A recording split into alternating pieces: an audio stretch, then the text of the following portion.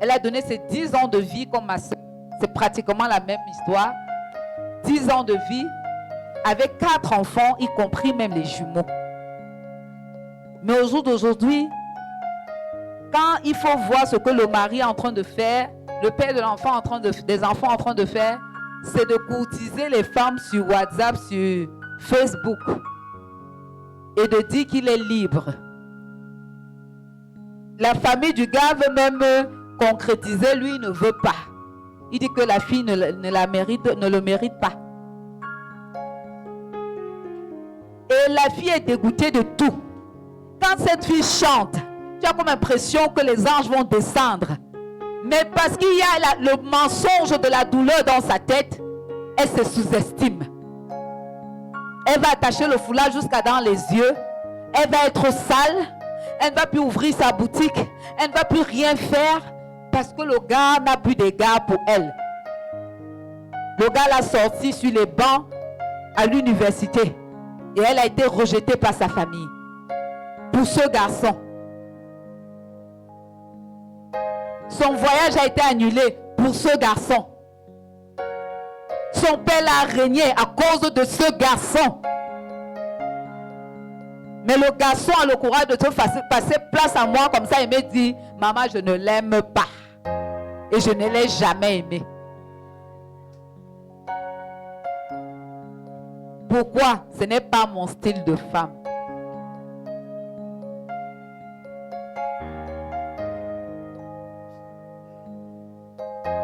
Bien-aimé, je disais tantôt que la douleur provient de la déception, la révolte du diable, de la chute d'Adam et Ève, mais du libre arbitre que Dieu nous a donné de pouvoir choisir entre le bien et le mal. C'est aussi ça. Voilà là où nos choix peuvent nous mener. Cette fille a perdu l'estime d'elle-même. Elle a perdu l'amour pour sa personne. Elle ne s'est plus crue capable de faire quoi que ce soit.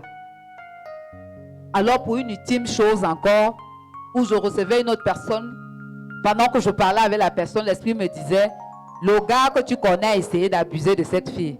Mais c'était terrible parce que les deux personnes habitent à des extrêmes. Donc c'était comme si c'est ma chair qui parlait. Et je disais, je vais voir jusqu'où cette histoire va finir. Jusqu'à ce que le Seigneur mette dans le cœur de la fille de me dire, en effet, j'ai une histoire, c'est même mon cousin, mais voilà ce qu'il a fait. Il s'appelle telle personne. C'est encore le père des enfants de cette fille.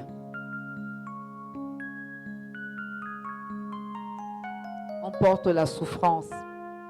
Et on traduit et on conduit la souffrance de jour en jour dans les vies des autres personnes. Pourquoi? Parce qu'on n'est pas guéri. Un violeur ou une personne violée peut devenir un bon violeur demain. Si on n'a pas pris la bonne décision que nous sommes en train de prendre maintenant, d'accepter la douleur, de déposer au trône de grâce de l'Éternel. C'est pourquoi vous allez remarquer que lorsqu'on a commencé à parler du sida ici dehors, plusieurs ont dit, comme j'ai le sida, je vais donner le sida à tous ceux que je vais rencontrer sur mon chemin. Parce qu'on est blessé, on décide de blesser. Parce qu'on est rejeté, on décide de rejeter. Au point où on va jusqu'à rejeter nos enfants. Tu finis d'envoyer l'enfant à l'école. Après, tu es encore la première personne à te plaindre en disant, hey, vous buvez le lait dans la maison. Si que à l'époque, moi, je buvais le lait. On vous accompagne même à l'école. À l'époque, moi, je prenais même la voiture. Je marchais à pied. Parce que tu décides de donner le mauvais héritage à tes enfants. Si le Seigneur a donné cette merveilleuse vision aux leaders, ce n'était pas pour toi seul. Ce n'était pas pour moi seul. C'était pour des familles entières. Est-ce que quelqu'un ici veut être la personne qui donne l'héritage qu'il faut à ses enfants? Pour donner l'héritage, il faut être héritier. Pour donner l'héritage, il faut être héritier ou il faut être propriétaire. Mais pour nous, enfants de Dieu, nous devons être héritiers, co-héritiers de Christ. Mais tant que nous demeurons des enfants dans la douleur, ce sera difficile d'enfanter.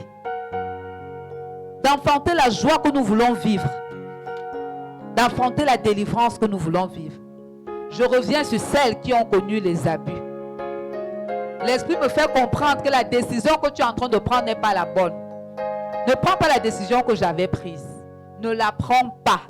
J'avais dit, comme les prêtres s'intéressent à moi avec les sœurs catholiques, moi je vais devenir sœur. Je n'aurai pas d'enfant, je n'aurai pas de mari et je serai à l'aise. Personne ne va me décevoir et je ne vais décevoir personne. Mais qu'est-ce que je devais déposer dans les vies? La rancœur. Détache-toi de cette souillure, de cette douleur ce soir. Et pour cela, pour toutes nos douleurs, je vous invite à faire le deuil. Tout à l'heure, on a constaté que maman n'a pas fait le deuil. Maman, tu n'as pas fait le deuil. Tu n'as pas fait le deuil de ta douleur, de la souffrance de ta vie. Est-ce que c'est un divorce qui t'a laissé dans le deuil? J'ai une amie qui est comme une sœur. Elle s'est donnée à un seul homme, son mari. Ils ont plus de 21 ans de mariage. Mais ça va faire plus de 12 ans que pour l'homme, étant devenu un grand de ce pays, il n'a plus besoin d'elle sur le lit, ni de partager l'intimité sous prétexte que son grade ne lui permet pas. Or, elle-même, elle n'est pas n'importe qui. Voilà plus de 20 ans, bousillé comme ça. Le lundi, il vient et te dit, je veux divorcer. Le mardi, il dit, je ne divorce pas parce que si elle divorce, tu vas prendre tous mes biens. Le mercredi, il te dit que non, c'est bon qu'on divorce parce que toi aussi, tu as là beaucoup de biens. Donc, on va bien partager. Après, il revient le jeudi, il dit, je ne divorce plus. Après, demain, tu entends seulement que tout ce qui avait vos noms là, il a déjà mis au nom de ses frères et sœurs. Parce qu'il a le pouvoir. Pour elle, à votre avis, elle doit faire le deuil ou elle ne doit pas faire le deuil? Nous sommes chrétiens, nous passons le temps à nous tromper. La parole de Dieu dit que nul ne sait pas ce que Dieu a uni. Dans la décision que Dieu nous a donnée, dans l'arbitrage que Dieu nous a donné, tu as fait ton choix, Dieu était dedans. C'est Dieu qui a uni. C'est chacun qui peut répondre. Au point où tu vas te donner en sacrifice en oubliant qu'il y a un sacrifice suprême qui a été donné pour toi. Sous prétexte que tu veux sauver le mariage. Tu ne peux rien sauver. C'est Jésus seul qui peut sauver. Jésus-Christ seul qui peut sauver. Toi, tu as juste besoin d'ouvrir ton cœur et de faire le deuil véritablement. Bien-aimé, quand on perd sa virginité, surtout par la personne qu'on n'a pas souhaité, surtout dans les conditions qu'on n'a pas voulu.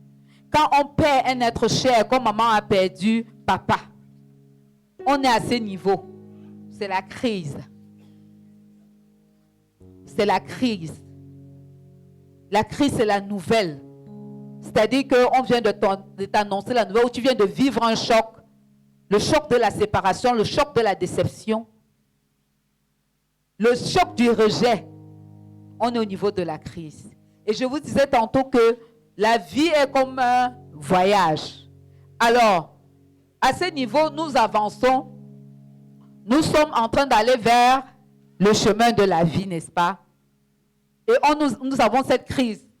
Est-ce que maman permet qu'on prenne son exemple ici, maman? Merci, maman. Alors, on est ici. Maman a perdu son époux. On ne veut pas bien lui annoncer. On prend des tournures, mais pour finir, la crise est là. La crise est bien effective. Alors, quand elle commence à se demander qu'est-ce qui se passe, elle vient ici au village 1, qui est appelé village de refus et colère. Pourquoi refus et colère? Parce que généralement, quand quelque chose nous arrive, nous refusons. Comme plusieurs l'ont fait là maintenant, quand nous avons dit baissons la tête, acceptons nos douleurs, plusieurs ont dit je n'ai pas de douleur. On refuse la nouvelle. N'est-ce pas quand on t'annonce un deuil, tu dis laissez-moi ça. Tu enlèves les chaussures. Toi-même, ton corps est en train de réagir en te disant dans ton cerveau que l'affaire ci peut être vraie. Tu enlèves les chaussures. Tu commences à danser. Tu attaches le pagne. Mais tu dis, ne me dites pas ça. Ne me dites pas ça. Ça ne peut pas être vrai. C'est ça, refus et colère. Refus et colère quand quelqu'un que tu as toujours respecté comme un père a décidé d'abuser de toi, tu dis non, ça ne peut pas être vrai. Ça ne peut pas être vrai. Tu te retrouves au village 1. Quelqu'un va dire que c'est le déni. Non. Ça semble, mais ce n'est pas ça. Tu refuses, mais au-dedans de toi, il y a déjà la douleur qui présente, qui te montre un signe qu'il y a quelque chose. Et tu évolues sur le chemin de la vie. Tu arrives au village 2. Merci. Le village 2, qui est le village sans espoir. Pourquoi sans espoir? Maman a dit, même comme je n'ai pas vu son corps, même comme je n'ai pas entendu, tout ce que je sais, c'est qu'on l'a enterré avant que je n'arrive. On ne s'est plus jamais dit au revoir. Et on ne s'est plus jamais vu. Ça voudrait dire qu'elle a commencé à comprendre que c'est sans espoir. On a abusé de toi. Ce monsieur t'a trompé. Ce monsieur t'a déçu. Il t'a méprisé. Peut-être tu as déjà fait refus et colère, tu te retrouves au sans espoir. Sans espoir, c'est pour ceux-là qui se disent qu'il n'y a plus d'espoir. Mais moi, avec Jésus, je dis il y a de l'espoir. Avec Jésus, je dis leurs décisions ne sont pas la conclusion de ma vie. Je refuse de rester au village sans espoir. Parce qu'au village sans espoir, c'est là où tu commences à faire de mauvaises confessions. Ma vie ne vaut plus la peine. Je suis sale. On a abusé de moi. Un homme ne peut plus m'accepter. Il m'a bousillé toute ma jeunesse. Personne ne peut plus m'épouser. Qui a dit? Moi, je connais ce Dieu capable. Je l'ai vu faire. Je l'ai vu faire. Pas une fois, pas deux fois. Il y a un an, on célébrait une maman de 52 ans. Elle a connu un homme qui était chrétien Faya. Il pouvait sponsoriser tous les mouvements chrétiens. Dès que tu dis que évangile, quoi, tu n'as même pas besoin de finir. L'argent sort. Maman Roland connaît la personne. Mais il n'était pas chrétien, il était chrétien entre guillemets. La sœur a subi dans ce foyer des choses atroces. Mais aller voir à l'église, on ne pouvait pas avoir l'idée. Et elle ne pouvait pas se plaindre parce que c'est lui qui sponsorisait tout. Tu vas dire qui va te croire? C'est l'argent qui parle. Tu vas dire qui va te croire? Personne. Elle a subi pendant 13 ans. Mais quand l'heure de Dieu a sonné, Dieu l'a enlevée dans ce mariage. Nous, les bons chrétiens que nous sommes, on l'a jugée, on l'a condamnée, on a mis le cachet sur elle, sur sa vie. Mais on n'avait pas compris. On n'avait pas compris. Parce que quand l'heure de Dieu a sonné véritablement dans sa vie, quand le calendrier céleste s'est affiché au grand jour, à 52 ans, Dieu lui a donné un mari. Et pas n'importe quel mari. Elle est heureuse dans son foyer. Elle est bénie dans son foyer. Parfois, les souffrances de la vie nous donnent de pouvoir penser comme Dieu pense, parce que ça vient changer nos paradigmes, mais mieux encore, ça change notre façon de penser. On se rapproche de la pensée de Dieu. Quand on quitte le village sans espoir, on évolue vers le village 3. Est-ce que quelqu'un peut lire ce qui est écrit en haut? Nouveau départ. C'est la raison de notre être ici ce soir. C'est ta raison d'être ici ce soir. C'est ma raison d'être ici ce soir. Je veux un nouveau départ. Il n'est jamais tard si les hommes le disent. À plus forte raison, toi, enfant de Dieu. Est-ce que tu es dans l'addiction? Est-ce que pour toi, tu dépends beaucoup de la drogue? Arrêtons de dire qu'on est chrétien, en milieu chrétien, on ne va pas dire ça. Je suis désolée de vous dire que de plus en plus, les femmes pasteurs, les pasteurs, je ne sais pas moi, les dirigeants des ministères, leurs enfants sont dans la drogue. Plusieurs de leurs enfants sont dans la drogue. Donc tu ne peux pas dire ici que tu n'es pas concerné. Parce que si ta soeur est touchée, c'est que tu es touché.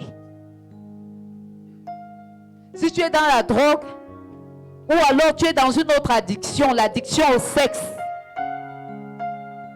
Nous sommes dans l'église, mais tu peux découvrir un jeune qui passe chercher un poteau dans l'église pour se masturber.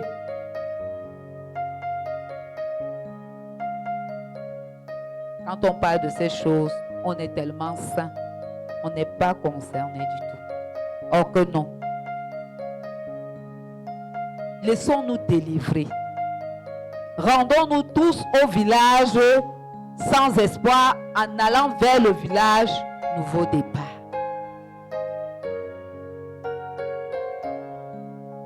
Ce chemin s'appelle le chemin du deuil. Maman a fait le chemin inverse. Maman allait comme ça. C'est-à-dire qu'au niveau de la crise, au lieu de prendre le bon chemin de la vie, elle a pris le faux pont. Elle a pris le faux pont. Vous voyez que la flèche, la dernière flèche là-bas, mène à un mur, n'est-ce pas? Tu pars comme te buter à un mur et tu vas redescendre, te retrouver au niveau de la crise. Je m'explique. Où elle est, elle sait qu'elle a enterré, son mari est mort.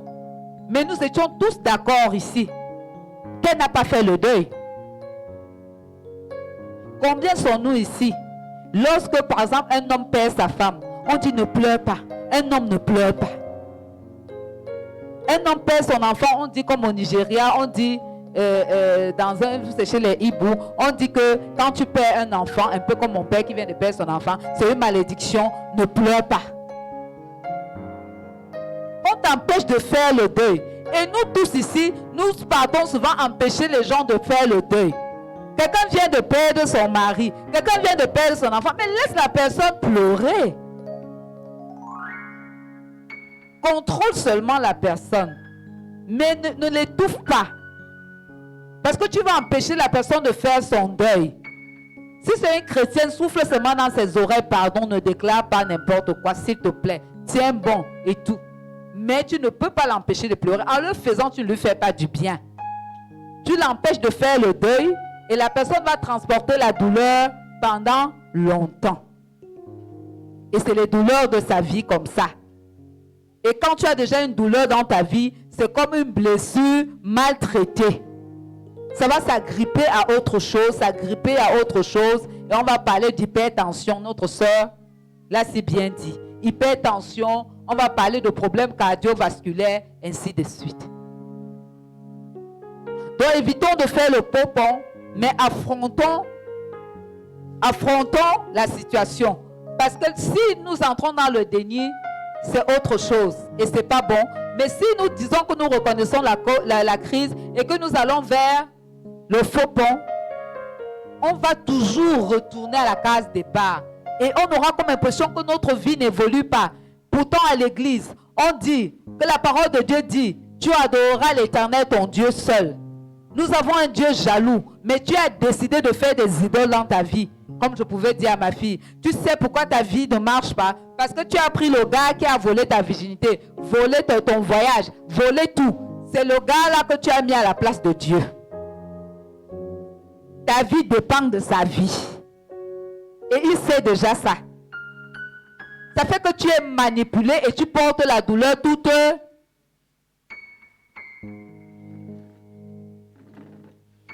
Qui a dit que tu dépends d'un être humain? Qui a même dit que tu dépends d'une douleur? S'il est vrai que Jésus-Christ est venu payer ta douleur à la croix. Est-ce qu'il y a des gens ici qui ont fait des faux ponts face à une situation? Je dis que pour chaque perte, Il n'y a pas de petite perte. Quand tu perds quelque chose qui t'est important, fais le deuil. Ça te permet de te détacher, mais ça te permet de guérir. Fais le deuil pour la perte d'un être cher. Fais le deuil pour la perte de ta virginité. Fais le deuil même pour la perte de ton respect. Fais le deuil même pour la déception de ton mari. Fais le deuil. Parfois, ce n'est pas mari, ce n'est pas femme, mais c'est aussi famille. Est-ce qu'il y a des gens aussi qui sont rejetés dans leur famille? Voilà. Il y a plusieurs. Parfois, c'est que tu as donné ta vie à Jésus. On t'a demandé de venir faire les maraboutages et quoi tu as refusé. Ne les déteste pas, aime-les, mais fais le deuil. Parce que si tu ne fais pas le deuil, tu vivras éternellement dans la douleur. Tu vas passer ton temps à acheter l'amour. Tu vas travailler à acheter l'amour.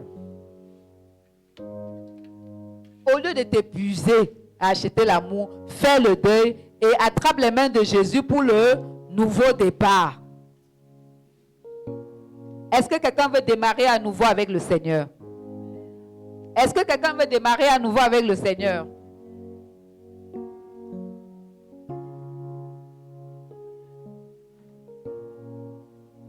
Un témoignage, maman.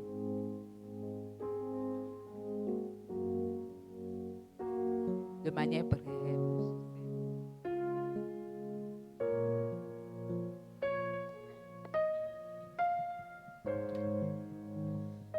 Royaume de Dieu, bonsoir. Bonsoir, maman. Aujourd'hui, je veux parler de mon mal. En fait, il s'agit d'une maladie qui me ronge depuis décembre. Donc, en décembre, j'ai constaté une boule dans mon sein. Quelque temps après, j'ai commencé l'hôpital. On m'a demandé de faire les biochies et la mammographie qui ont présenté un cancer. Au mois de mars, j'ai été opérée. Donc, on m'a amputé un sein. Après quelques temps, on m'a lancé avec la chimiothérapie. Donc, au départ, quand on m'a commencé avec la chimio, par moments, j'étais plus paralysée. Je sentais la mort, je voyais la mort près de moi. C'est comme si je mourais. Je me déclarais que je ne peux plus le faire, la chimio. Parce que je crois qu'une deuxième fois, ça devait seulement me tuer. Mais j'ai pris mes forces. J'ai dit au Saint-Esprit que si vous m'avez mis dans cette épreuve, je ne sais pas pourquoi, mais je sais que ma guérison va venir de moi-même. J'ai appelé le docteur. Je dis au docteur que dites-moi quand est-ce qu'il y aura la prochaine chimio. La dernière fois, je me suis présentée moi-même parce que j'avais l'habitude d'aller à ma grande soeur. Ce jour, je suis allée seule. J'ai fait la chimio. Il m'a demandé si je peux rentrer seule. Je dis que non, ne vous dérangez pas. Puis j'ai accepté ma maladie. Je sais que quelqu'un va me guérir. Quelqu'un est là pour moi, il va me soutenir. Donc jusqu'aujourd'hui, je n'ai jamais eu le courage de parler de mon mal parce que ça me rongeait. Ou par moments, quand je me déshabillais, je me plaçais devant le miroir. Je regardais mon corps et il n'était plus comme avant. Donc je regardais une blessure qui s'affichait brusquement sur moi. Je prenais du temps de le caresser par moments. Mais malgré, je ne sais pas pourquoi. Mais ça arrivait plus pour une raison. Jusqu'aujourd'hui, je suis à 5 séances de chimio. Et je l'ai aussi fait pour mes enfants parce que je suis mariée. Mais cette famille où je suis mariée, elle était comme ma première famille. Parce que quand je me suis mariée, elle a pris sur mon doigt tous mes frères de mon mari. Au nombre de 7, ils ont grandi chez moi. Jusqu'aujourd'hui, quand ils ont compris que je suis malade, et tout m'ont renié. Donc personne ne pense à moi. Mais je me dis que dans leur cœur, peut-être ils se disent que cette maladie qui est en moi va me tuer. Mais je sais que ce n'est pas le cas. Parce que je vais guérir, je vais triompher. Et je vais le faire pour mes enfants. Et mon mari qui a tout mon soutien. C'est pour ça qu'aujourd'hui, j'ai pris ce micro parce que devant vous, ici, j'ai rencontré une nouvelle famille. Que je pourrais faire le chemin avec vous. Amen. Alléluia. Alléluia. Pardon pour avoir le prénom de la sœur. Moi, c'est Ndongo Aïni. Ndongo Aïni. Ayene. Aïni. Ayene. Donc, en précisément, je suis la sœur de Nadège. Ok. Gloire à Jésus. Merci. Alléluia. Maman, nous voulons te dire que nous t'aimons. Nous t'aimons, mais notre amour n'est pas comparable à l'amour que Jésus a pour toi. Maman, la petite mère que tu vois ici a été guérie du cancer du col de l'utérus. Et je crois en ce Dieu-là. La parole de Dieu nous dit dans Matthieu, je crois que c'est Matthieu 9 ou 10, que celui qui va m'annoncer publiquement, moi aussi, je vais l'honorer publiquement. Ce que tu as fait, tu as dit, c'est le témoignage. Et dans le livre d'Apocalypse et dans Hébreu, il est écrit, ils l'ont vaincu à cause du sang de l'agneau et de la parole de leur témoignage. Et je crois que tu as vaincu les ennemis de ta vie. S'ils t'ont abandonné, Dieu ne t'a pas abandonné. Tu es ici au nouveau départ avec Jésus. Tu sais, moi, ces gens, je les appelle les amis de Job. Et la belle famille qui dit, et les amis même, parce que tu parles de la belle famille, mais c'est sûr qu'il y a des amis, des personnes que tu n'aurais pas pu imaginer, qui t'ont abandonné. Mais le Seigneur ne peut pas t'abandonner. Il ne peut pas t'abandonner. Et je prie que le Seigneur te donne de poser sur lui la douleur que tu peux ressentir. Tu sais, parfois nous voulons, comme disait quelqu'un, prier avec, je ne sais pas moi, avec tout le français qu'on croit avoir appris à l'école. Non, il n'est pas question de ça. Dieu siège là, sur le trône de ton cœur. Nous passons le temps à planter les autels dans les maisons. Mais c'est bien. Mais l'autel qui parle le plus, c'est l'autel de ton cœur. Déchire ton cœur à l'Éternel. Et mets sur ta douleur un mot. Bats-toi à mettre sur ta douleur un mot. Quand tu auras mis un mot, dis-toi que je veux donner un nom à tout ce que je vis. Et quand tu auras fini de mettre le nom, tu te souviens d'une parole. Il y a un nom. Un nom. Un nom. Pas comme les autres noms. Un nom au-dessus duquel tout genou fléchit. Et tu poseras ce nom dessus. Le cancer, c'est rien devant Dieu. Je ne suis pas la seule ici, dans cette situation. Nous sommes nombreux ici ou nombreuses que le Seigneur a guéri du cancer dans cette salle. Et je sais que le Seigneur le fera pour toi. Elle, peut-être, c'est un cancer physique. Mais toi, quel est le cancer qui est dans ton cœur? Le cancer de la colère. Qu'est-ce que la colère a déjà créé dans ton esprit? Tu es tellement colérique qu'on n'arrive même pas à t'aborder. C'est un cancer parce que ça détruit autour de toi.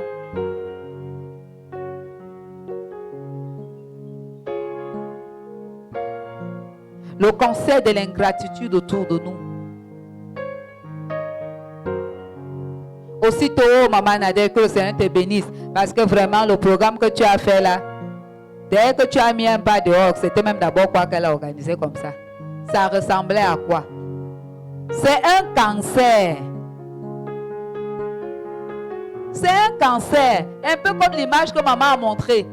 Pendant que tu le fais, C'est l'inverse aussi. C'est-à-dire que pendant que tu donnes les mauvaises nouvelles ou les mauvaises offrandes, c'est ainsi que tu grandis dans la malédiction. Et c'est une douleur que tu fais gémer dans ta vie. Pour ceux qui sont au niveau du niveau départ, j'ai demandé tout à l'heure s'il y en avait qui pouvaient écrire leur douleur. Est-ce qu'on a écrit les douleurs sur des feuilles? On a ramassé. Ah ouais, je voulais que chacun avance avec. Maintenant là, je demandais que chacune écrive, les volontaires écrivent. Mais si on a déjà ramassé, tu ne sauras plus qui a donné.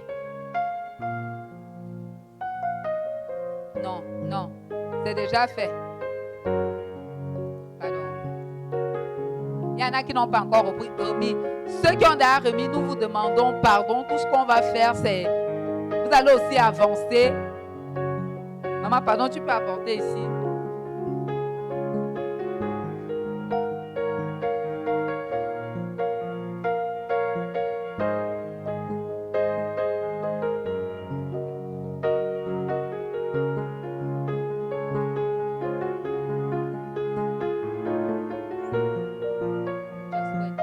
Est-ce qu'il y en a encore? Est-ce qu'on peut avancer? C'est quoi ta douleur? On a parlé du moi caché hier. La douleur que tu caches dans ton fond intérieur, que tu n'arrives pas à partager avec quelqu'un. C'est quoi cette douleur? Nous avons pleuré tout à l'heure pour cette douleur devant le Seigneur. Ceux qui ont expérimenté la marche prophétique, dis-toi que tu es en train de marcher vers le trône de grâce de l'Éternel avec ta douleur. Est-ce que tu peux avancer avec ta douleur? Est-ce que nous pouvons avancer avec nos douleurs? Si tu avais envoyé ta douleur ici, rassure-toi, ce n'est pas lu. Nous n'avons pas besoin de lire parce que ce n'est pas à un homme que tu envoies, c'est au Seigneur. Voici ce que nous allons faire avec nos douleurs. Nous allons parler une fois de plus au Seigneur.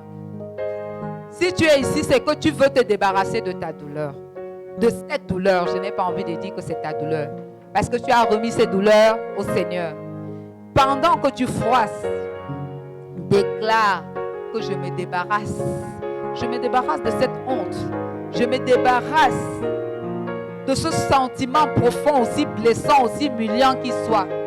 Seigneur, je me déconnecte de cette mauvaise image de moi. Seigneur, je refuse de croire que tout est perdu pour moi. Seigneur, je dis, Éternel mon Dieu, mon roi, que la honte n'est pas mon partage.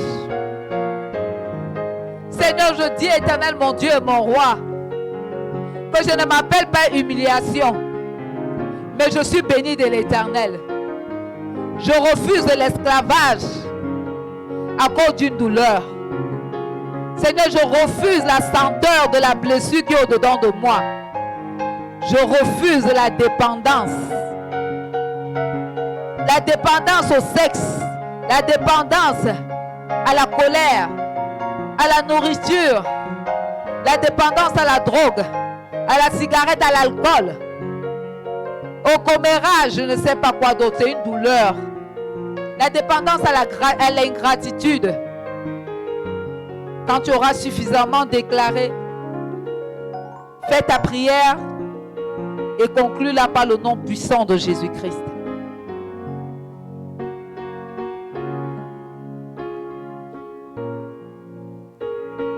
Seigneur, je te remets, Seigneur, les douleurs de tous ceux qui, Seigneur mon Dieu, mon roi Père, ont envoyé les douleurs avant. Seigneur, je soumets cela à ton trône de grâce. Je soumets cela à ton trône de grâce. Et je te bénis parce que tu es celui qui nous libère. Du manque de pardon. Seigneur, je te dis merci parce que tu nous libères. Seigneur, je te dis merci parce que tu nous libères. Au nom de Jésus, lave-nous par ton sang. Au nom de Jésus, le sang de Jésus. Au nom de Jésus. Seigneur, nous disons que c'est le sang de Jésus au nom de Jésus. Est-ce que tu peux déposer en déclarant dans ce seau, tu peux déposer ta douleur. Personne ne la lira. Est-ce que tu peux déposer? Dépose ta douleur dans ce seau en déclarant ce que tu veux. Froisse suffisamment.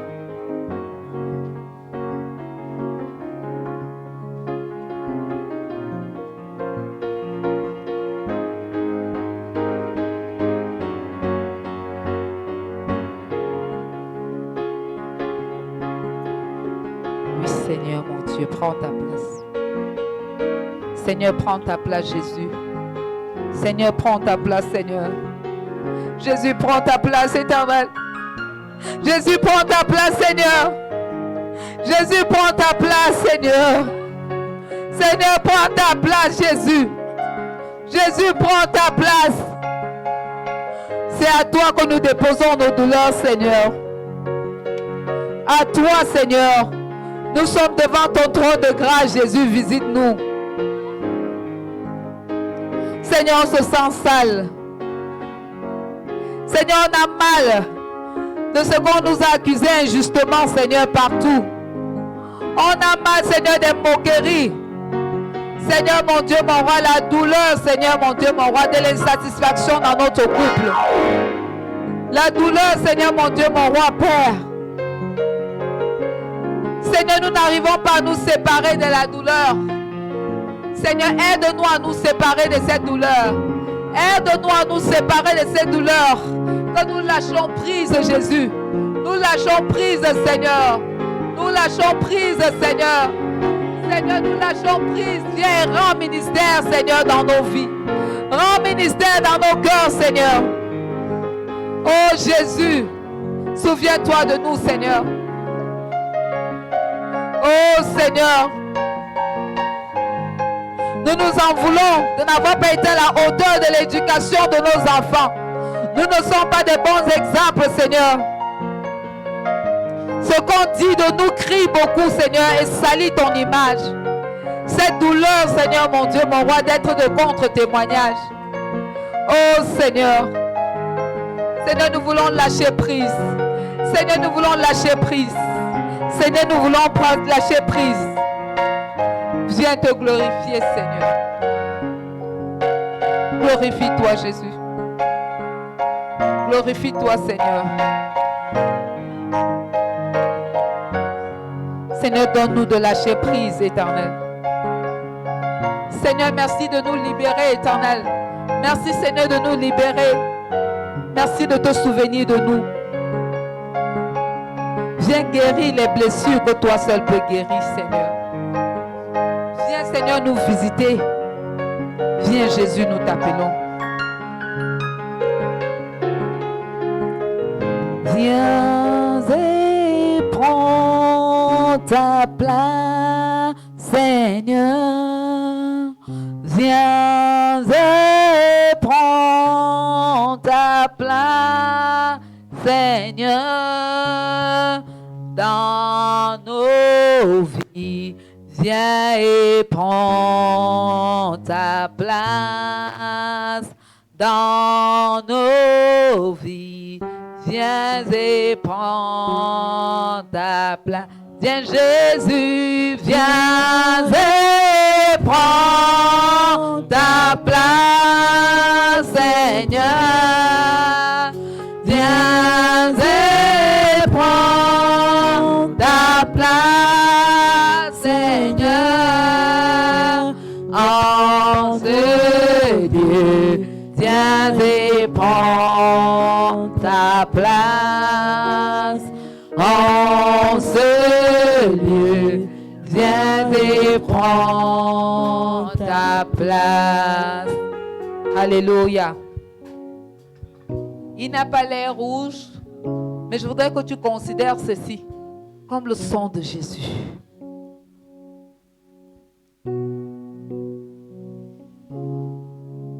Est-ce que tu ressens souvent un plaisir quand tu sens l'eau couler sur toi dans la douche ou quand tu te retrouves dans une piscine? Est-ce que ça te procure du bien? Ce cœur qui chauffe actuellement, cette blessure qui semble encore être ouverte, Jésus te dit qu'il lave. Il lave ta blessure. Il lave ta douleur. Le Seigneur lave. Il lave pour le nouveau départ. Vous voyez que tout est émietté. Jésus lave pour te dire, mon enfant, même si tu as fait, je t'ai pardonné. Arrête de pleurer sur un avortement dont tu as demandé pardon à Dieu. Arrête de culpabiliser pendant que tu sais que Jésus-Christ est fidèle et qu'il te pardonne. Arrête de te lamenter des fausses accusations sur ta personne. On a peut-être même fait un jugement et on t'a condamné. C'est la parole de l'homme, mais ce n'est pas la parole de Dieu. Le Seigneur veut aujourd'hui que tu saisisses la grâce qu'il accorde à ta vie. Le Seigneur dit qu'il te lave pour un nouveau départ. Est-ce que tu acceptes le bain de l'Éternel ce soir? Est-ce que tu acceptes le bain de l'Éternel ce soir? Est-ce que tu acceptes être guéri par l'Éternel? Bien-aimé, pendant que je remue dans le seau, dis-toi que Jésus est en train de nettoyer ta plaie. Jésus nettoie. Il creuse jusqu'à la racine. Il enlève toute douleur amère de ta vie. Il enlève toute douleur amère de ta vie. Il enlève toute douleur amère de ta vie qui pouvait empoisonner ton existence. Les douleurs de ta vie disparaissent au nom de Jésus.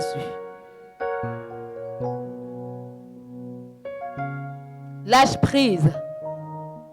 Ça a été difficile pour plusieurs de donner leur douleur au Seigneur. Je bénis le Seigneur qui t'a convaincu de faire cet acte. Et saisis cet acte par la foi. Et tu vivras dans les retombées de ceci au nom de Jésus. Je crois à la libération des familles. Je crois à la sanctification des vies. Je crois à la renaissance, à la restauration sur tous les plans. Au nom puissant de Jésus.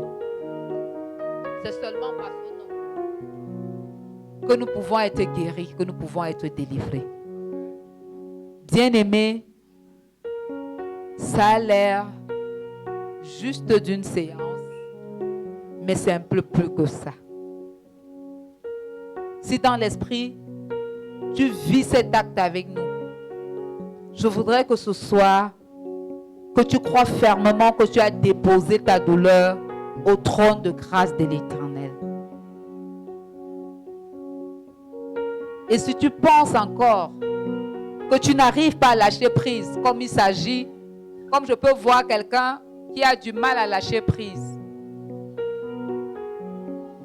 j'ai envie de dire à la personne, sens-toi libre d'être libéré. Ça ne sert à rien d'être prisonnier. À rien du tout.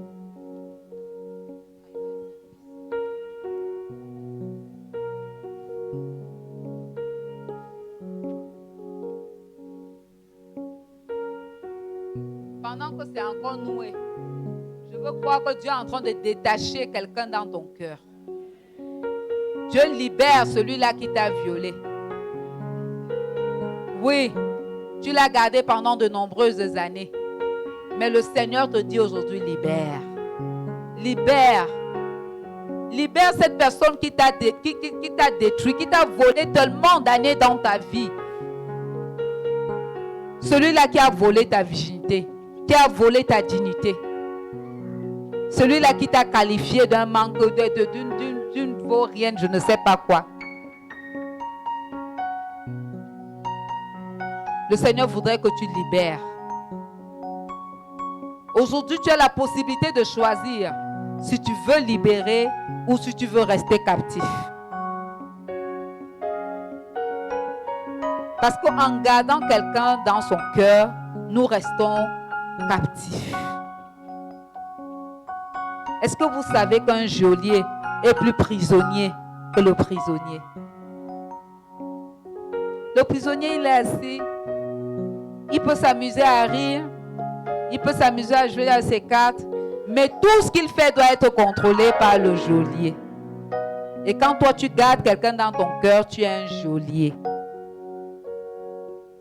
Mais plus loin, tu es comme une tombe. Mais pas une tombe qui reste intacte, mais une tombe qui pourrit et qui sent. Et ton odeur remonte dans tes réactions. Tu es amer avec les gens. Tu es parfois agressif. Et pour d'autres, tu es tellement replié sur toi.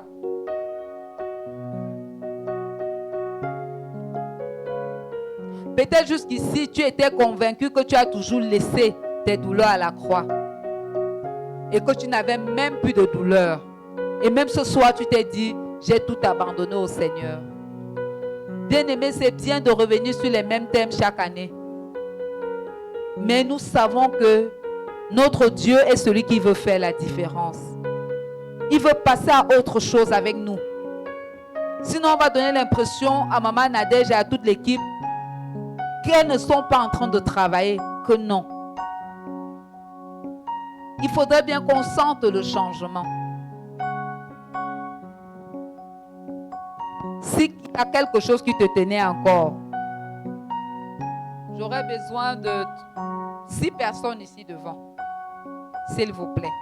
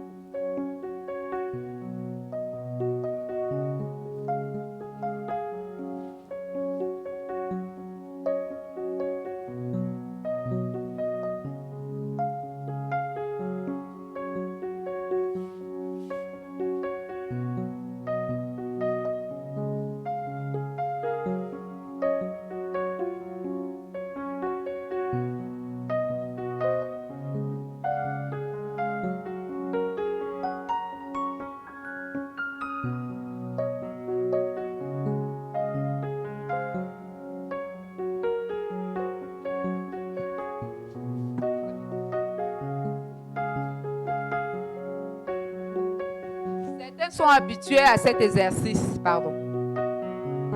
Moi-même, j'aime pas la routine. Je n'aurais pas voulu refaire ça. Mais l'esprit me convainc encore d'insister dessus. Bien-aimé, pour nous les femmes, quand le mari te fait quelque chose, bon, j'ai la grâce que mon cher époux soit là ce soir. Parfois, on a des disputes et quand je commence à lui dire que voilà ça encore, tu avais fait, il dit que c'est comme ça. Avec vous les femmes, ça ne finit jamais. Quelque chose qui était enterré depuis, tu prends encore, tu dis que oh lundi tu avais fait, oh mardi tu avais fait. Pourquoi? Parce que on a fait comme tout bon chrétien. On est à l'église, on a l'habit du chrétien, mais dès que on sort là, on n'est plus chrétien. Que tu sois pasteur ou pas, le message s'il te concerne, nous sommes tous dedans. Les douleurs ou pas, nous sommes tous dedans. Et c'est comme ça que on décide de garder les gens dans nos cœurs. Ça fait combien de personnes? Voici, regardez une petite femme comme moi. Je ne m'avais pas les gens de 1 mètre, je ne sais pas si c'est 70, je mets dans le petit cœur-ci. Je garde celle-ci. Je garde celle-ci, garde celle-là, ainsi de suite. Ou je garde tous ces gens-ci dans mon cœur.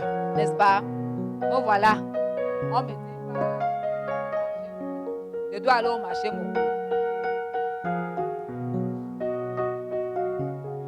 Elle doit aller en cause. Aller en cause.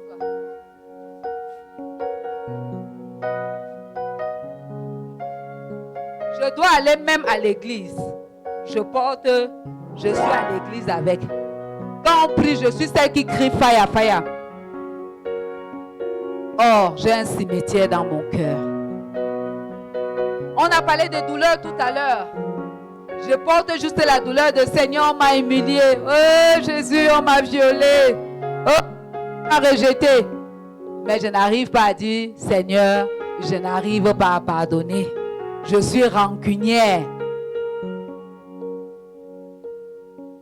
La Bible dit que lorsque tu pardonnes ton offrande, si tu te rends compte que ton frère a un problème contre toi, il n'a pas dit que tu te rends compte que tu as un problème.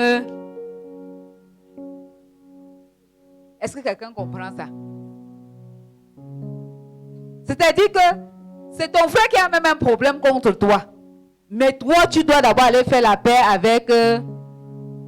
Mais nous alors, on dit sémence. La sémence du taureau. La sémence je sais pas moi, du chameau. On vient avec tous nos bagages faire la sémence. Ça ne paye pas. Ça ne bénit pas. Ça nous garde esclaves. Ceci produit également les douleurs dans nos vies. Quand je vous dis là, supposez que la corde est très serrée. Quand je vous dis là, est-ce que quelqu'un parmi nous ne sent pas quelque chose? Ça fait mal. Mais nous sommes contents de nous-mêmes créer des douleurs dans nos vies à cause du manque de pardon. Nous-mêmes, nous créons des douleurs dans nos vies à cause du manque de pardon. Parce que pendant que ça fait mal, tu ne lâches pas prise. Lâche alors, tu ne lâches pas. Pardonne, tu ne veux pas pardonner. Tu continues de garder. Parfois, c'est souvent au soir de notre vie. Comme on dit souvent qu'il faut confesser avant de partir, c'est parfois quand Dieu t'accorde même encore la grâce de parler, que tu dis que bon, je pardonne. Mais est-ce que tu es sûr que tu auras ce privilège-là? Mais pourquoi vivre une vie empoisonnée sur la terre et espérer être dans la félicité céleste? Jésus veut que tu expérimentes le pardon. Il n'est pas resté au ciel pour mourir pour toi. Il est descendu sur la terre. Alors ne dis pas que c'est au ciel que tu vas pardonner à quelqu'un. C'est ici sur la terre. Maman, je te supplie, pardonne à ce mari ce soir. Je t'en supplie, pardonne à ce mari et entre dans ton bonheur.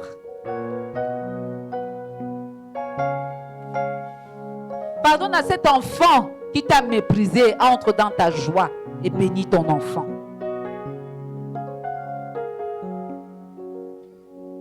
Pardonne à celle-là qui t'a traité de stérile.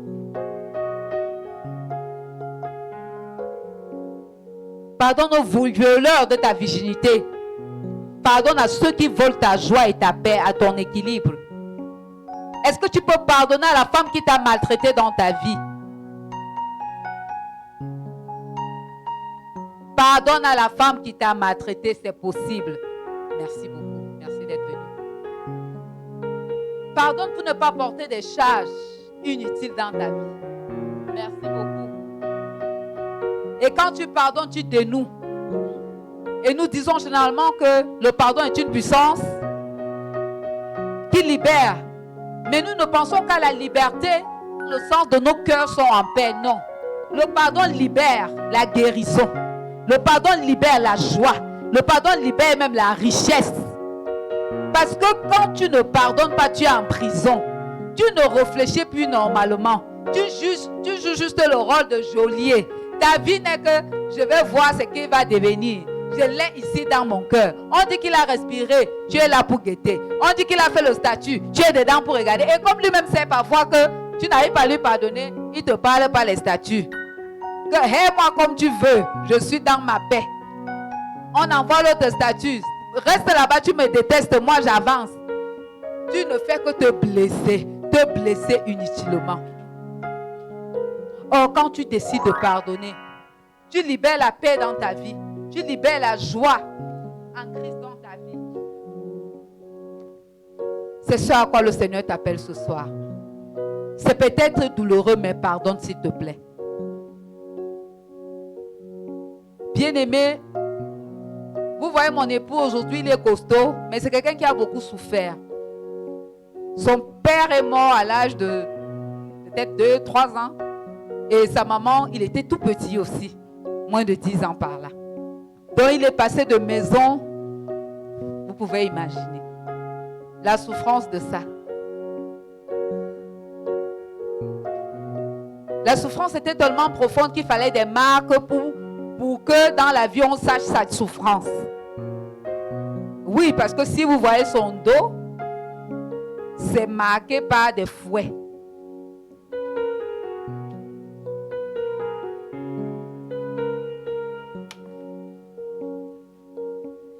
Nous regardons des choses, on dit que c'est le film.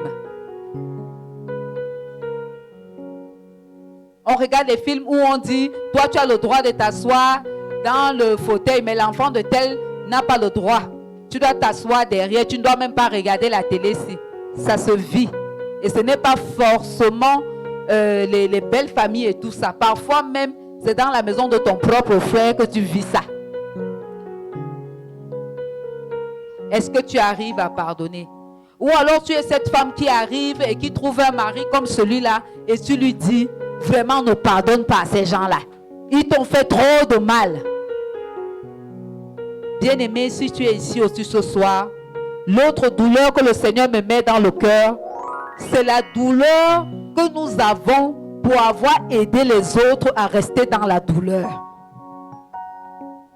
Et la douleur que nous avons pour avoir produit une autre douleur dans la vie de certaines personnes. Je vais m'expliquer. Si je prends le cas comme pour lui, il était tout le temps étonné de me voir avec l'un des tontons qu'il a le plus maltraité. Et on blaguait comme deux bons amis. Et lui, il disait, mais tu ne connais pas mon histoire. Je connais ton histoire. Mais je l'aime. Malgré sa méchanceté, à cette époque, je l'aime. Il a fallu beaucoup de temps. Parce que parfois, on est chrétien, on évolue, on se dit non, j'ai tout pardonné. On a même fait la feuille, on a écrit à Dieu, n'est-ce pas? Qui a déjà fait une lettre à Dieu ici? Et Dieu t'a certainement répondu, n'est-ce pas? Qui a fait la lettre à Dieu et Dieu lui a répondu? Oui, moi j'ai fait la lettre à Dieu. J'avais 12 points. Et les 12 points étaient entièrement répondus. Tu fais des lettres à Dieu, tu dis, Seigneur, j'ai décidé que je pardonne. Mais on se rend compte que quand on se rencontre là, le pardon n'est pas effectif. Et je prenais des petites tactiques pour dire, bon maintenant mon chéri, je vais aller saluer telle personne. Tu pars là-bas faire quoi? Tu ne pars pas là-bas et tout. Tu sens que la blessure est encore là. Il fallait prier et l'amener progressivement pour que lui-même, mandaté par l'Esprit de Dieu, décide un matin d'aller rencontrer cette personne hors de cette ville pour lui dire, vraiment, je t'en voulais beaucoup parce que tu m'as fait beaucoup souffrir. Et je n'avais plus le courage vraiment de t'affronter. Mais aujourd'hui, je veux te dire, pardonne-moi de t'avoir voulu. Et je te pardonne pour tout le mal que tu m'as causé. C'est peut-être difficile, mais c'est faisable. Parce que ça a réparé beaucoup de choses. La personne a voulu s'expliquer, non, c'est que je voulais ton bien, c'est que je pensais que mais au moins tu sais que tu as fait ce que Dieu attend de toi. Il a relâché le pardon, il a pardonné et il a demandé pardon. Peut-être tu es dans une douleur aujourd'hui parce que tu n'arrives pas toujours à relâcher le pardon. Relâche le pardon. Ne porte pas les palpitations, l'hypertension et autres. Relâche. Si tu n'as pas la force, fais comme moi je fais souvent, Seigneur, aide-moi à pardonner. Parce que ma chair, s'il ne veut pas pardonner. Ça ne vous arrive pas? Parce que moi, ça m'arrive. Je n'ai même pas moi envie de pardonner. Moi, sincèrement, lorsque je dis, Seigneur, je n'ai pas moi envie de pardonner. Il faut être sincère avec Dieu. Pourquoi Dieu aime les petits enfants? Parce qu'ils sont sincères, ils sont naturels. Mais nous, on aime quand on veut parler à Dieu. Oh, tu es le centre de gravité de mon quoi. Vraiment, tu es l'excellence de l'ambassadeur de quoi. Non, prends tes mots simples, au plus bas mot, exprime-toi à Dieu. Et dis-lui la vérité. Et dans cet élan-là, lui-même, il va te répondre. Et l'humilité précède la gloire. Je vous raconte un peu l'histoire des chiffres 0 et du chiffre 6.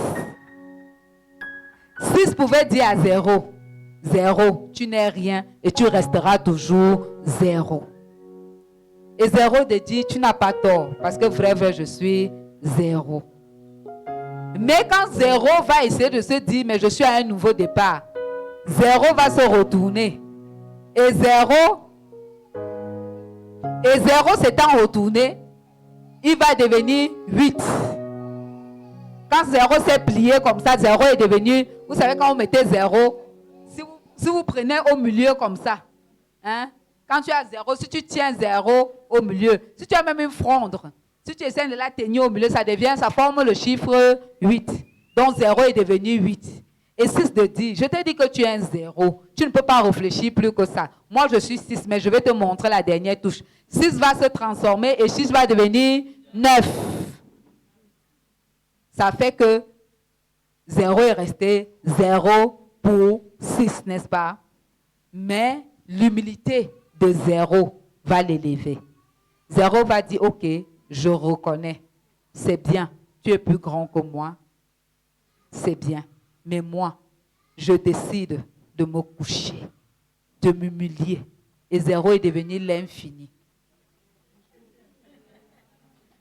0 est devenu l'infini. Je ne sais pas ce qu'on a dit de ta vie. Peut-être on t'a appelé 0 jusque-là.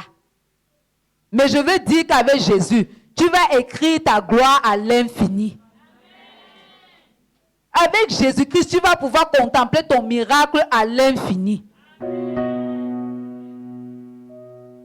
L'humilité précède la gloire. Descends dans le pardon. Descends dans l'abandon à Christ. Et laisse le Seigneur lui-même t'élever. L'autre douleur que nous avons, c'est la douleur au niveau des serviteurs de Dieu. Nous sommes déçus par les serviteurs de Dieu. Maman Pastor, vraiment, c'est la parole, hein? C'est la vérité. Nous sommes déçus par les serviteurs de Dieu. Parce que tu as une douleur, tu as une souffrance, tu veux guérir, tu veux apporter ça à la croix. Quand c'est comme, qui peut lire quelque chose ici? Maman Yasmine, tu peux lire quelque chose ici? Eh maman, tu peux encore lire. Tu connais même, tu imagines seulement que c'est comme s'il y avait le bic bleu dessus, mais si je mets même encore même le bleu là, tu ne vas plus voir. Mais quand nous venons vers certains serviteurs de Dieu, pour pouvoir sortir des douleurs, nous venons mettre plutôt l'engrais pour avoir plus de douleur encore.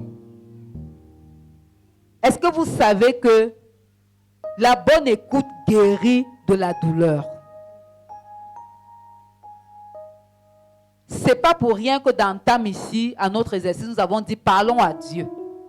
Parce que Dieu a toujours ses oreilles prêtes à nous écouter. Lorsque tu vas vers un serviteur ou une servante de l'Éternel pour poser ton problème et que cette personne ne se disponibilise pas pour t'écouter. Mon téléphone est en charge. Maman, passe-moi. Ok. Un téléphone, n'importe quel. Merci.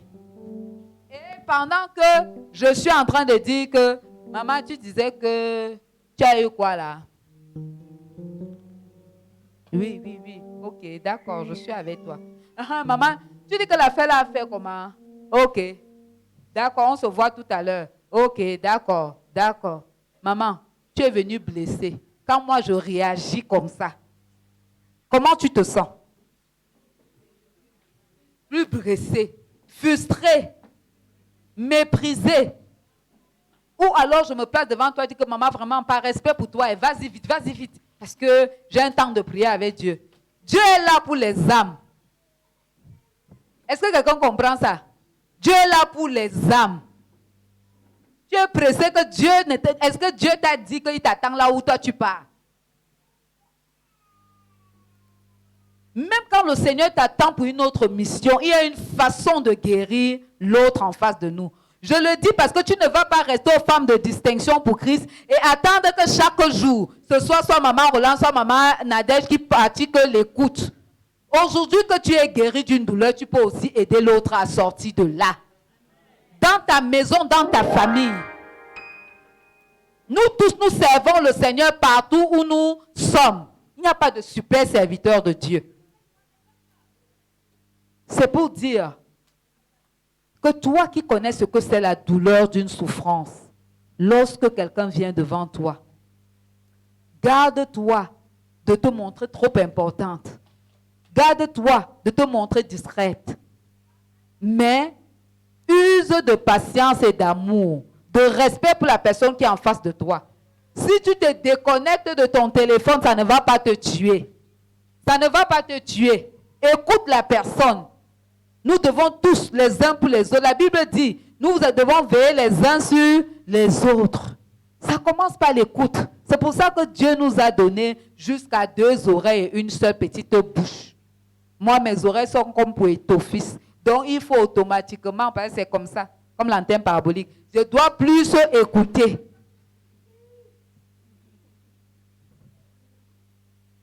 Mais lorsque tu es en face de quelqu'un, comme tout à l'heure notre maman parlait, nous l'écoutions et maman disait, oh non, on ne la coupe pas. Parce que c'est ce qui doit être fait.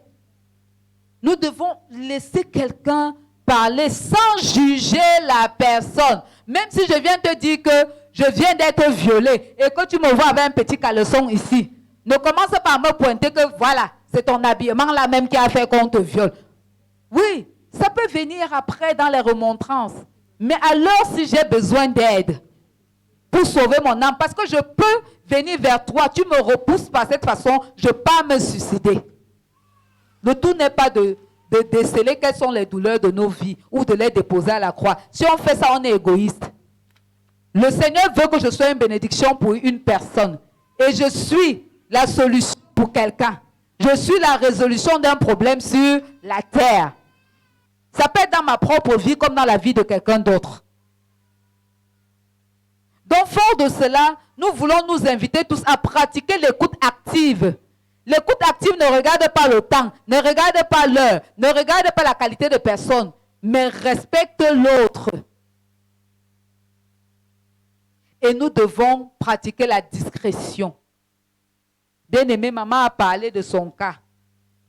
Notre soeur a parlé de sa part de cas.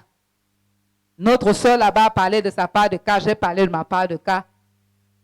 Ce n'est pas que pendant que je t'écoute, je commence à dire que la soeur telle vient à quelle heure? Hey, quand la soeur va venir, j'aurai les news pour elle. Tu commences à raconter, telle soeur est venue ici. Voilà sa vie qu'elle m'a racontée. Sachez que c'est un péché.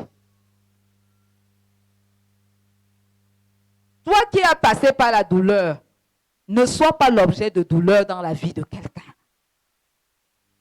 Nous avons vu avec le pasteur tout à l'heure que nous bénissons et nous sommes bénis. Alors si tu choisis la voie de la malédiction, tu seras aussi, je ne veux pas que ça passe par ma bouche. Donc usons de discrétion lorsqu'on décide d'écouter. On ne va pas passer tous les séminaires à venir guérir des blessures, guérir des pardons, sans pouvoir nous-mêmes nous équiper pour pouvoir aider une autre personne. Le ministère doit grandir. S'il faut que ça repose seulement sur 4-5 personnes, ça sera compliqué. Donc chacun ici doit pouvoir, ou chacune, pouvoir s'engager à faire un travail pour aider les traumatisés dans la famille, pour aider les traumatisés dans le quartier. Mais pour cela, la base, il faut être intime au Seigneur. Parce qu'on ne se lève pas de soi pour le faire. Si tu n'es pas accroché au Seigneur, tu n'auras pas les astuces de l'amour de Dieu. Tu n'auras pas l'assistance du Saint-Esprit. Parce qu'on est d'accord que la personne traumatisée ne va pas tout de suite te dire l'objet de son traumatisme. Pour parler à quelqu'un, n'est-ce pas, on a besoin que la personne soit une personne de confiance. Est-ce que tu peux t'ouvrir à n'importe qui? L'année surpassée, l'année dernière, on a fait la théorie de l'oignon. Cette année, on a dit qu'on ne fait pas. Parce que je crois que tout le monde connaît déjà. Nous sommes les mamans, pour ceux qui ne sont pas souvent là. Nous sommes les mamans, il y a les oignons. Chaque oignon est formé à sa façon. Donc parfois tu ouvres, tu trouves que ça a 2 têtes, l'autre a 3 têtes, l'autre montre comme une tête, mais à l'intérieur il y a comme les jumeaux. L'autre a l'aspect vraiment bien, mais à l'intérieur c'est pourri. Mais on sait quand même que tous les oignons sont recouverts d'une couche qui est très solide, n'est-ce pas? Rigide. Ça c'est le premier contact avec la personne qu'on écoute. La personne ne s'ouvre pas facilement. Même si c'est moi, elle ne peut pas m'ouvrir comme ça. Mais en bâtissant la confiance en le Seigneur, dans la parole, ça permet que la personne se sente en même de s'ouvrir. Ça peut être votre époux, ça peut être votre enfant. Ceci se pratique partout.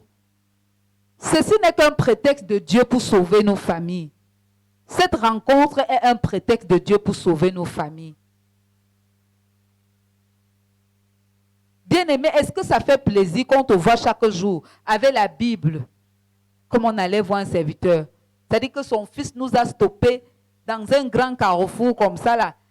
Maman pasteur, on s'est arrêté. Mais quand le gars a débarqué, enfant unique devant nous, il a le tatouage enfant unique d'un serviteur et d'une servante de l'Éternel, très reconnu. Il était à l'étranger, on l'a fait revenir carrément. C'est douloureux, n'est-ce pas? Peut-être cette maman ne peut pas faire le travail avec son propre enfant, mais Dieu peut t'utiliser pour aller bénir cette famille-là. Comment guérir des douleurs de nos vies? S'il fallait résumer, en déposant nos douleurs au trône de grâce de l'Éternel. Lui faire confiance, tout abandonner. Croire à la puissance de son sang pour nous guérir.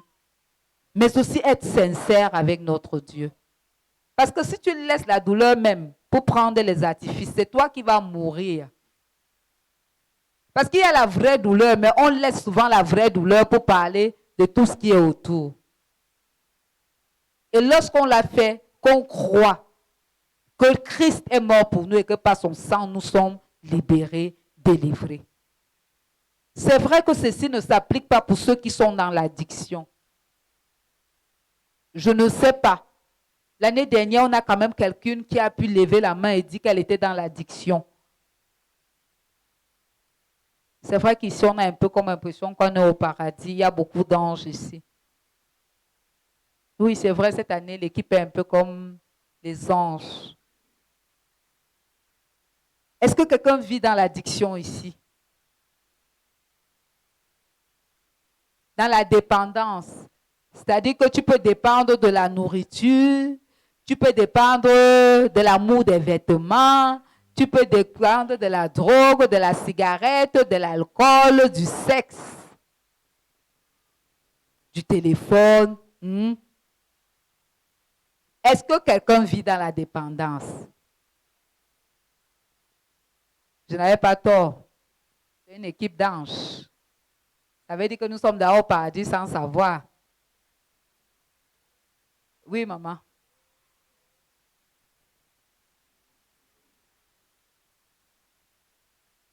Maman mange beaucoup la cola. Ça veut dire que maman a dit qu'elle a à la cola. Mais il y en a qui mangent la pierre blanche là, non? Donc, il n'y en a pas ici.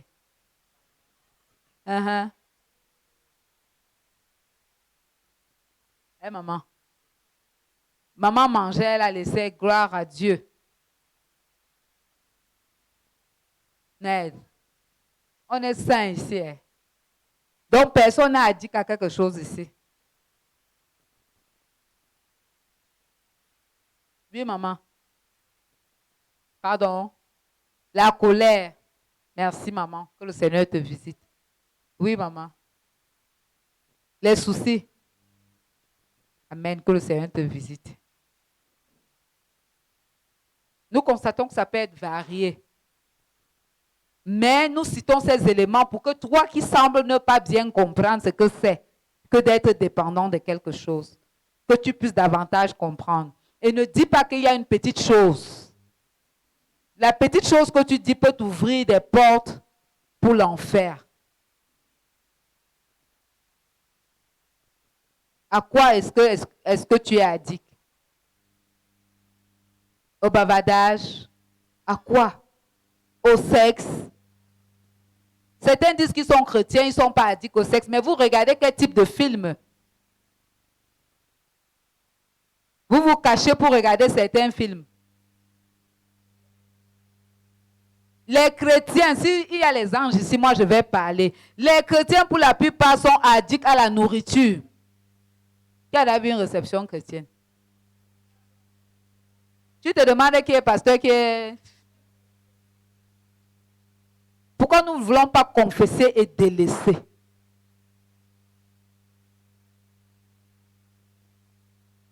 Peut-être tu ne veux pas confesser publiquement, mais tu reconnais. Je voudrais dire au jour d'aujourd'hui que le Seigneur est fidèle. Il est celui qui peut nous délivrer tous de nos douleurs, de nos addictions, de nos dépendances. Moi, l'année dernière, le Seigneur m'a délivré. J'aimais les sacs à main. Les sacs à main, les sacs à main. Mais quand il fallait venir enseigner ici, qu'est-ce que le Seigneur a fait? Il m'a dit, porte. J'ai porté. Porte ceci, j'ai pris. Viens alors enseigner. Je dis, le rapport entre l'enseignement et porter le sac, c'est quoi? Mais seulement dans la malle, tu viens. Et quand je suis venu ici, il dit que porte, va chercher maintenant toi-même dans la voiture, tu viens déposer. Partage maintenant. Il y a des choses que Dieu travaille progressivement dans ta vie, toi-même tu ne comprends pas. L'addiction à la sape. Les femmes sont ici, elles sont saines. Nous sommes comme, je ne sais pas moi. Moi je sais que, pardon, je t'assure. Moi je reconnais et je sais que le Seigneur est en train de travailler cela en moi.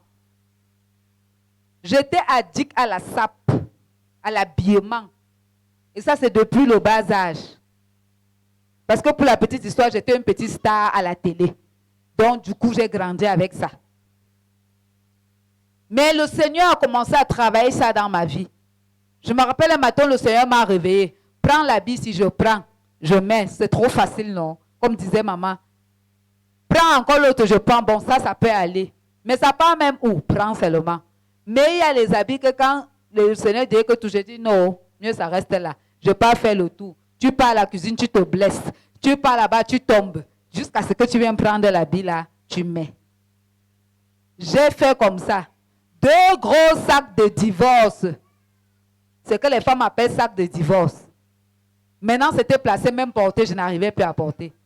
Ça, c'est pourquoi. À l'instant T où je me posais la question, je parle sous son contrôle, le téléphone a sonné. Un bien-aimé m'a appelé.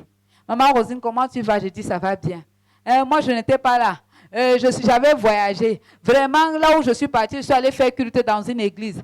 J'ai vu une femme de pasteur. Elle te ressemblait jusqu'à... Je dis, ah bon? Oui, elle avait ta taille. Elle avait ta corpulence. Vraiment, elle te ressemblait. Je dis, gloire à Dieu. Et comme c'est un papa, je dis que oui, bon, elle me ressemblait. Et puis quoi maintenant? Elle dit que mais seulement, hein, l'habit qu'elle faisait culte avec femme de pasteur, j'ai vu la déchirure sur la jupe comme ça. J'ai dit que yeah, une femme de pasteur qui n'a pas l'habit pour s'habiller. Vraiment, j'ai pensé à toi. J'ai dit que ça va. J'ai compris. J'ai compris le message. Je crois le lendemain, le même jour, quand papa sortait, j'ai seulement dit que porte va à l'agence, va déposer pour qu'on parte donner à la femme du dit pasteur. Parfois, tu as des choses chez toi qui t'empêchent d'être guéri, qui t'empêchent de rester dans la connexion avec le Seigneur. À cause des douleurs, peut-être tu as besoin de te prouver dans l'habillement. Dieu n'a pas besoin de ça. Habille-toi pour la gloire de Dieu. Mais si tu t'habilles parce que tu veux dépasser ta douleur, tu n'es pas guéri. Si tu mets des artifices parce que tu veux déplacer, tu veux montrer qu'au-delà de ta douleur, de ma douleur, je suis quand même quelqu'un. C'est que tu n'as rien compris. Parce qu'avec ou sans ça, tu es quelqu'un avec Jésus. Bien-aimé, je prie que le Seigneur nous aide, chacun pour sa part. Ça peut être même le travail, tu es dépendant du travail, tu dis que parce que c'est le travail, non. Tout ce qui va au-delà de la dimension de Dieu est un péché, est une idolâtrie. Nous prions que le Seigneur nous libère de cette idolâtrie. Nous prions que sa main vienne nous guérir de toute blessure. Alléluia. Bien-aimé, est-ce que tu peux te mettre sur tes pieds?